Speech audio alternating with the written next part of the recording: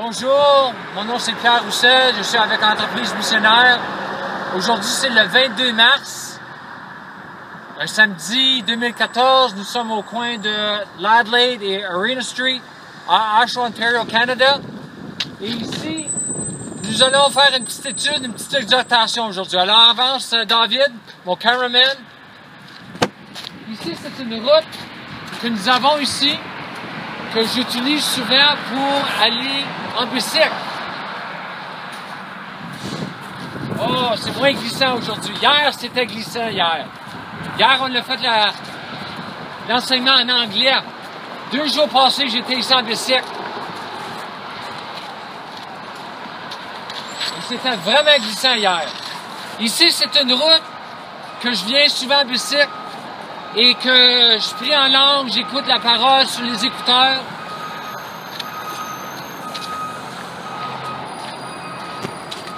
Et cette route ici, j'ai à peu près 5-6 routes dans la ville que je prends pour changer les affaires un peu. Mais cette route ici, elle m'emporte jusqu'au lac, le gros lac Ontario, qui est à peu près 45 minutes d'ici, s'il n'y a pas d'obstacle sur la route.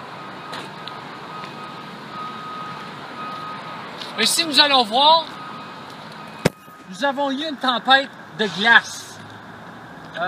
2-3 semaines passées, et ça a vraiment causé beaucoup de dommages sur la route. Nous voyons la route ici. Et je veux faire un enseignement, peut-être 15-20 minutes, une exhortation sur, commençant avec Éphésiens 2:10. Car nous sommes son ouvrage ayant été créé en Jésus-Christ pour de bonnes œuvres que Dieu a préparées d'avance afin que nous les pratiquions. J'aime pas le mot pratiquions. C'est pas une bonne traduction dans la Louis II. C'est Dieu a de bonnes œuvres qu'il a planifiées d'avance que nous marchions dans ses bonnes œuvres. C'est le mot marcher dans le grec. Alors, pour marcher, il faut une route, un trajet, une piste. Ici, nous avons une piste. Mais avec la neige, avec ce que nous allons voir ici, ce n'est pas ce que la route était avant la tempête de glace. Ici, il faut passer ici. Moi, quand je pars là-bas en bicycle, ma maison n'est pas loin d'ici, je passe ici, je passe 10-15 minutes, même pas 10-15 minutes, peut-être 5 minutes. Mais quand j'ai passé ici hier, 2 jours passés, j'ai fallu ralentir. Et vraiment faire attention, parce que hier, même hier, mais avant hier en bicycle, il y avait plus de glace, il y avait beaucoup d'eau. Vraiment, ici, tu peux pas voir la route. Tu vois pas le ciment. On le voit pas. On le voit pas. Mais il y a une route ici.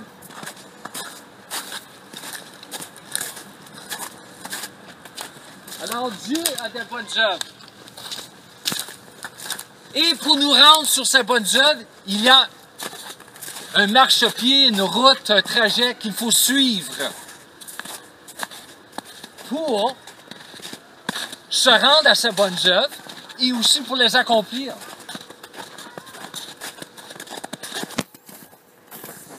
Mais il y a un petit problème.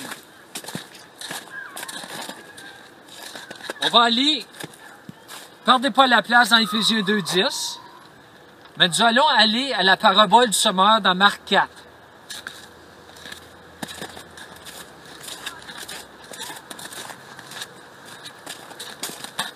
La parabole du semeur nous enseigne ici dans Marc 4, juste commençant à verset 15, Satan vient et enlève la parole.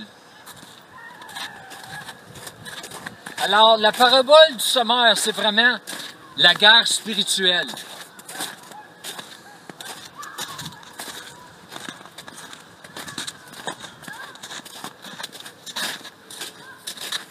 Dans verset 17, c'est marqué, ils la reçoivent d'abord avec joie, mais ils n'ont pas de racines en eux-mêmes. Ils manquent de persistance, de persévération.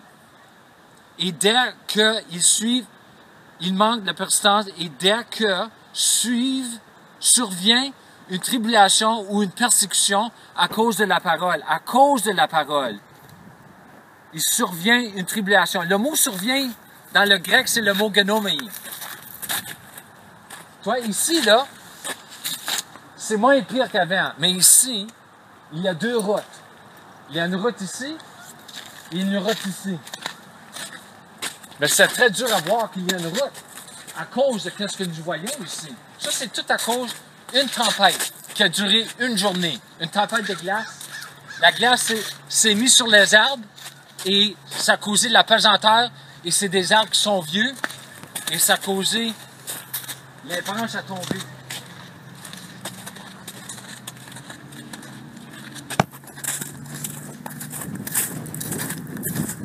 Alors,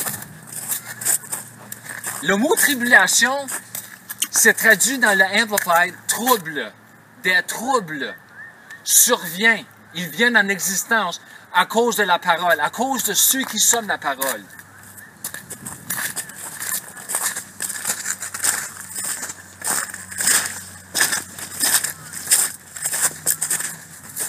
Moi, le Seigneur m'a dit une couple d'années passées, il m'a dit en anglais, je vais le traduire en français, il m'a dit, Pierre, le plus proche que tu approches à ma volonté parfaite, tu rentres dans un lieu de guerre spirituelle. Pourquoi? Parce que le diable ne veut pas que tu rentres dans la volonté parfaite de Dieu. Le diable, le Dieu de ce monde, 2 Corinthiens 4.4, lui, il va mettre toutes sortes d'obstacles là, pour te dévier, pour te décourager.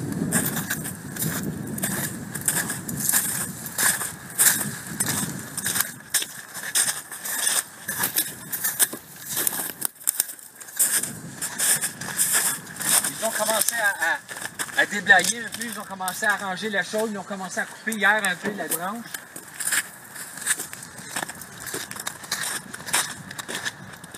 Alors, comme j'ai dit, le diable,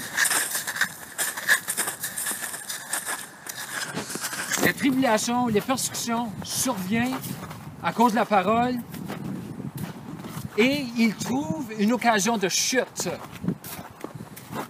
Moi, quand j'ai commencé à vraiment persévérer, à découvrir la volonté de Dieu, la volonté parfaite, j'ai commencé à avoir toutes sortes d'obstacles dans ma vie. Et ces obstacles-là, ils m'ont découragé.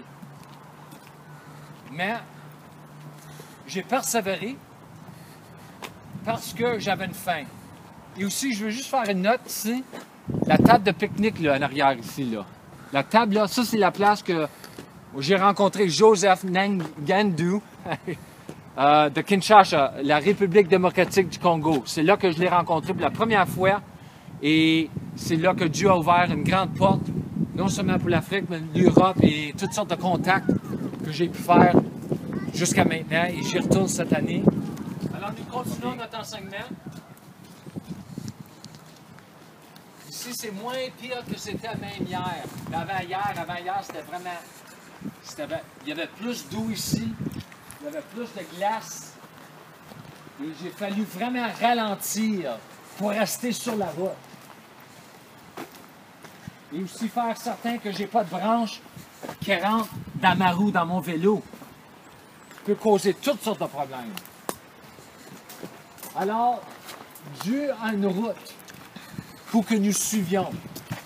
Et sur sa route, il y a toutes sortes de portes que Dieu veut nous ouvrir. Toutes sortes de contacts. Toutes sortes d'appointements.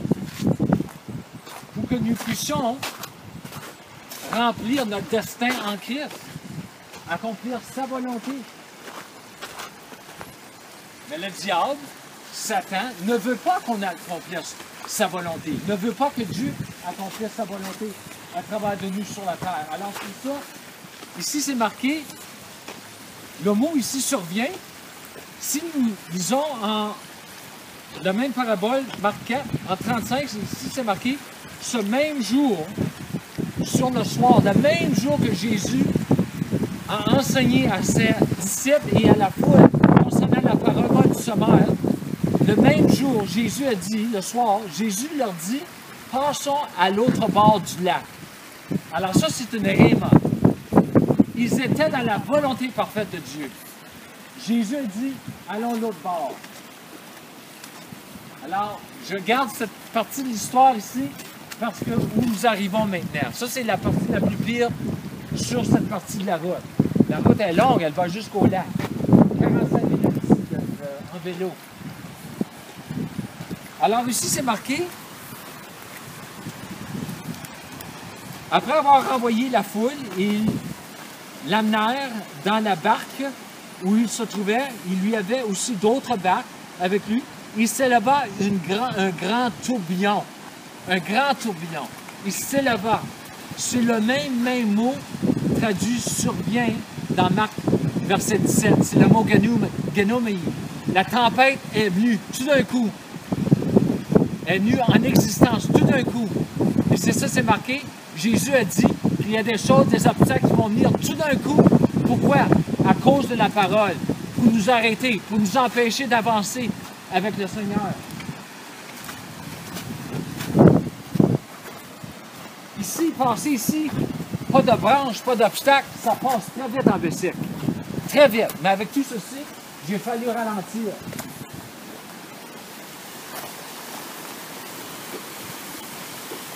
Même ici, j'ai fallu débarquer à cause de ceci.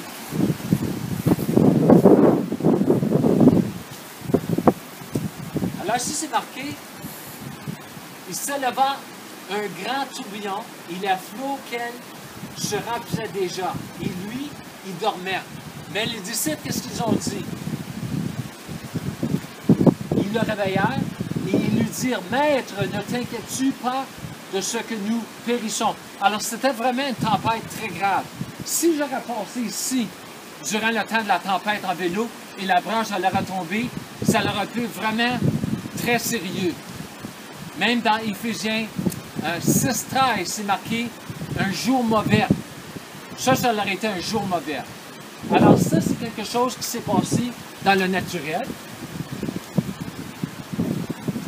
Ici, nous avons, ici la trace est là, la route est là. Regardez, c'est pas ici la route. La route est là. Alors nous retournons sur la route. Ici, ça c'est la route.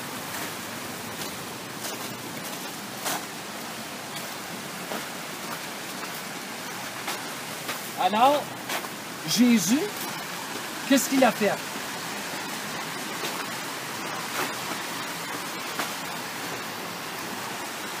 Jésus a parlé à la tempête.